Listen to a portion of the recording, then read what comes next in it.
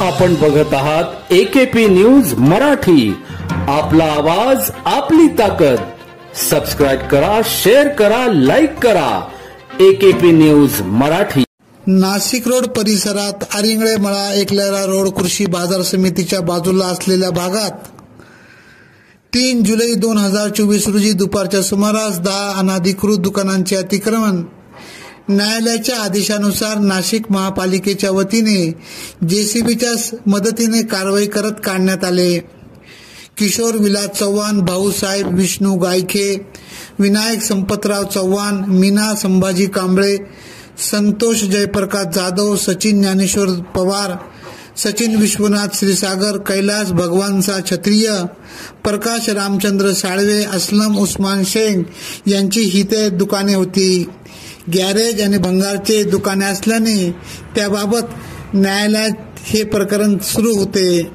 न्यायप्रविष्ट असताना नाशिक महानगरपालिकेच्या अतिक्रमण विभागाने आमची दुकाने हटवली, आमच्यावर अन्याय केला असल्याचे दुकानदारांचे म्हणणे आहे।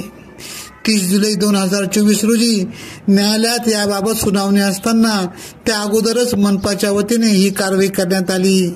न्याय प्रविष्ट असताना विभागीय आयुक्तांना याबाबतचे निवेदनही देण्यात आले होते। अचानक झालेल्या कारवाईमुळे नाशिक रोड शहरातील अतिक्रमण धारकांमध्ये घबराट निर्माण झाली आहे।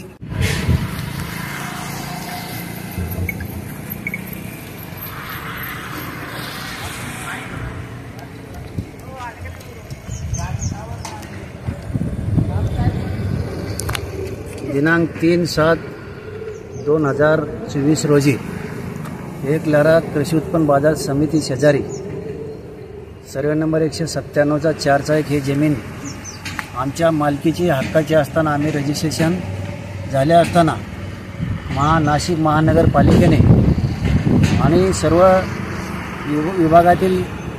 विभागांनी येऊन आमच्या जागेच्या हातोडा चालवला आणि ती जेसीबीने उद्ध्वस्त करून टाकला। आम्ही आज सुसुखी बेरोजगार आहोत। आम्ही आज आमचा पूर्ण आज रस्त्यावर आलेलो आहोत। कोर्टाची तारीख 30 दिली असताना नाशिक महानगरपालिकेवरती पिटिशन दाखल करत असताना आम्हाला कोर्टाने 30/7/2024ची दाखल हिअरिंग असताना सुद्धा त्यांनी आमच्यावरती अतिक्रमणाचा हातोडा चालवलेला आहे। आमच्यावर अतिशय घोर अन्याय झालेला आहे। तेव्हा ह्या घोर अन्यायाला वाचा फोडण्यासाठी आम्ही नाशिक महानगरपालिकेवरती आम्ही पिटिशन दाखल करणार आहोत।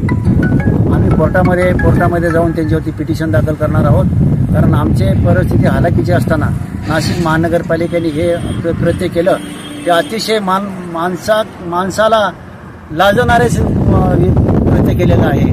अशा बेरोजगारावरती तुम्ही जर जर हातोडा किंवा जेसीबीने जर आमच्या अतिक्रमणाचं आमची दुकानं जर उद्धवत करत असताल तर ह्याच्यापेक्षा अन्याय कुठेही झालेला नसेल। म्हणून आम्ही नाशिक महानगरपालिकेवरती काही दिवसांमध्ये पिटिशन दाखल करणार आहोत। एकेपी न्यूज साठी ब्युरो चीफ अनवर खान पठाण, नाशिक।